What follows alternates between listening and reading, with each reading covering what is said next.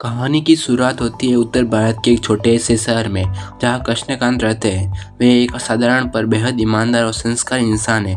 उन्होंने अपनी भतीजी पूनम को छोटी उम्र में ही अपने घर लाकर पाला है, क्योंकि उसके माता पिता नहीं रहे। पूनम के साथ उनकी अपनी बेटी छोटी भी बड़ी हो रही है। कृष्णकांत की पत्नी यानी पूनम की चाची हमेशा से पूनम से थोड़ी दूरी बनाए रखती है, क्योंकि उन्हें लगता है कि उनके घर की सारी तारीफें और सारा स्नेह हमेशा पूनम को मिलता है। पूनम अपने चाचा के संस्कार और अपनी मासूमियत से सबका दिल जीत लेती है। वह चुपचाप घर के कामों में हाथ बटाती है और छोटी की पढ़ाई में मदद करती है, और अपने भोलेपन से सबका ध्यान अपनी ओर खींच लेती है। उसकी आंखों में सादगी है और चाल ढाल में भारतीय नारी की वो झलक है जो परिवार की इज्जत और संस्कारों को सबसे ऊपर रखती है। उसकी चाची को ये सब पसंद नहीं आता, लेकिन चाचा कृष्णकांत हमेशा पूनम को अपनी बेटी मानकर उसकी परिवेश में कोई कमी नहीं छोड़ते। दूसरी तरफ शहर के एक बड़े और प्रतिष्ठित व्यापारी है भगतराज, जिनका बेटा प्रेम पढ़ाई में अच्छा है, संस्कारी है, एक सीधा साधा लड़का है। भगतराज आधुनिक सोच रखते हैं, लेकिन साथ ही भारतीय नारी परंपराओं की अहमियत भी समझते हैं। वे अपने बेटे प्रेम की शादी ऐसे घर में करना चाहते हैं जहाँ संस्कार और सादगी हो। इसी दौरान उन्हें किसी रिश्तेदार से पूनम के बारे में पता चलता है। वे सुनते हैं कि पूनम एक अच्छी, सुसंस्कृत और सुंदर लड़की है, जिसे कृष्णकांत ने अपनी बेटी की तरह पाला है। इस पर भगतराज का मन बनता है और वह अपने बेटे के प्रेम के लिए ये रिश्ता देख सकते हैं। कहानी का असली रंग तब शुरू होता है जब दोनों परिवारों की मुलाकात तय होती है। पूनम के घर में हलचल की तैयारी चल रही है। पूनम की चाची मन ही मन सोचती है कि अगर ये रिश्ता हो गया तो पूनम के नसीब खुल जाएंगे, लेकिन उनके चेहरे पर वही पुरानी खींच झलकती है। कृष्णकांत अपने भतीजी को समझाते हैं। सगाई के बाद दोनों परिवारों में खुशी का माहौल है। पूनम के घर में हर कोई शादी की तैयारी में व्यस्त हो जाता है। छोटी जो पूनम की बहन है हर वक्त उत्साहित रहती है और बार बार अपनी दीदी से पूछती रहती है कि वो शादी के लिए किस तरह का जीवन जिएंगी, कैसा घर होगा, वह कैसा घर में रहेंगी, नए परिवार में जाएंगी। पूनम मुस्कुराकर उसकी बातें सुनती है और भीतर ही भीतर सोचती है कि ये रिश्ता उसके लिए कितना बड़ा आशीर्वाद है। दूसरी ओर प्रेम भी अपने पिता और परिवार के साथ आने वाले समय की योजना बनाने में लग जाता है। उसकी माँ चाहती है कि उनकी बहू घर में रौनक लाए, और वह धीरे धीरे पूनम को जानने की कोशिश करती है। प्रेम और पूनम अब थोड़ा थोड़ा एक दूसरे से बातचीत करने लगते हैं, कभी फ़ोन पर, कभी परिवार के बीच और कभी पात्रों के जरिए। हर बातचीत में एक शर्माहट होती है, लेकिन साथ ही एक विश्वास भी। प्रेम पूनम की मासूमियत को और उसकी गंभीरता को समझता है, और पूनम को प्रेम एक ऐसे साथी दिखता है जो सिर्फ उसका पति ही नहीं बल्कि उसका एक सबसे छोटा मित्र भी हो सकता है। इन छोटी छोटी मुलाकातों और बातों में उसका रिश्ता गहरा होता जाता है।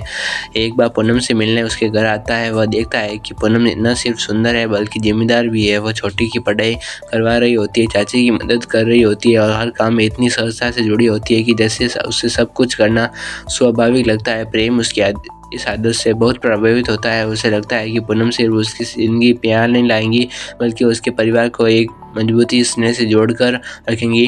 दूसरी ओर पूनम भी प्रेम के स्वभाव को जानने लगती है। वह देखती है कि प्रेम अपने पिता के सामने कितना आदर दिखाता है, अपनी माँ के प्रति कितना संवेदनशील है और दूसरों के प्रति मदद करने में कितनी ईमानदारी रखता है। पूनम को महसूस होता है कि उसे एक ऐसा जीवन साथी मिला है जो न केवल उसका सम्मान करेगा बल्कि उसके हर फैसले में उसका साथ देगा। ये सोचकर उसके दिल में एक सुकून और आत्मविश्वास पैदा होता है। धीरे धीरे शादी की तैयारी तेज हो जाती है। घर में सजावट, कपड़ों की खरीदारी, गीत संगीत की बातें हो जाती है। छोटी बार बार पूनम को तंग करती है और वह कौन सा जोड़ा पहनेंगी, कैसी ज्वेलरी लेंगी और बारात अपने पर कैसा स्वागत करेंगी। पूनम हल्की हल्की मुस्कुराहट के साथ उससे टाल देती है, लेकिन भीतर ही भीतर वह भी अपने जीवन के सबसे बड़े दिन का इंतजार करती है। इसी बीच एक भावुक दृश्य तब आता है जब कृष्णकांत यानी पूनम के चाचा अपनी भतीजी से बातें करते हैं।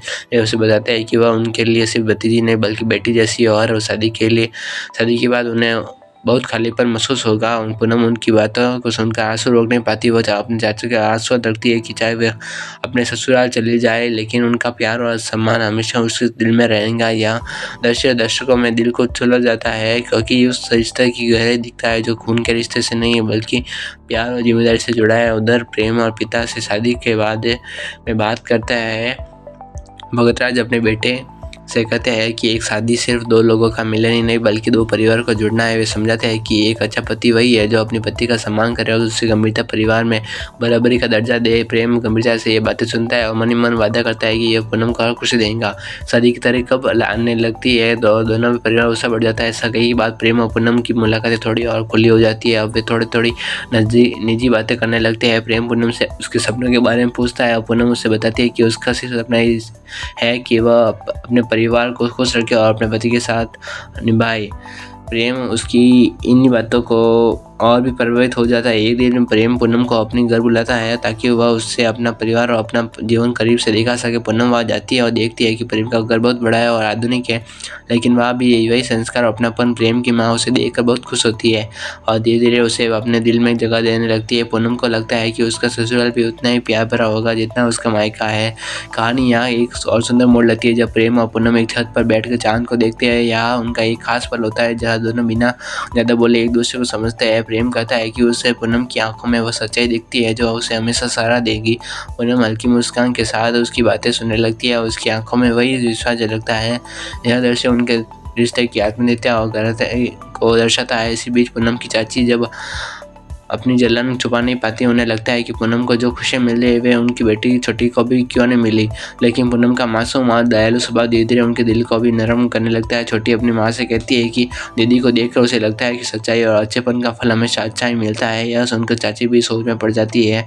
इस तरह शादी के दिन नज़दीक आते हैं और परिवार की तैयारी जोरों पर होती है। हर कोई रिश्ते को लेकर खुश होता है। हर कोई यह सोचकर पसंद है कि दो मासूम और सच्चे दिल सब अब एक होने वाले हैं। दर्शक भी महसूस करते हैं कि यह सिर्फ एक सामान्य विवाह नहीं है बल्कि दो आत्माओं का पवित्र मिलन है जिसमें कोई दिखावा नहीं है बल्कि सच्चाई, संस्कार और प्यार की नींव है।